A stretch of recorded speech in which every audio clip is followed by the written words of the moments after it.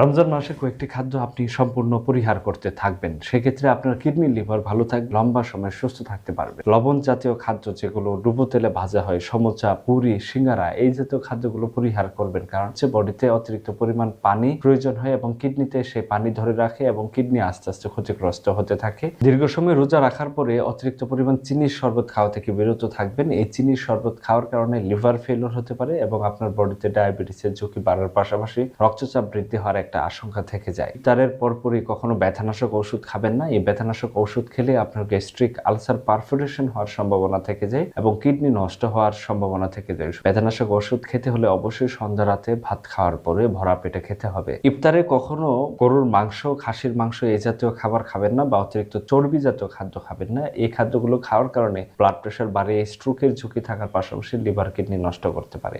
আঁশ জাতীয় খাদ্য খান, ফল ফ্রুটস বেশি খেতে পারেন, পানি বেশি খান।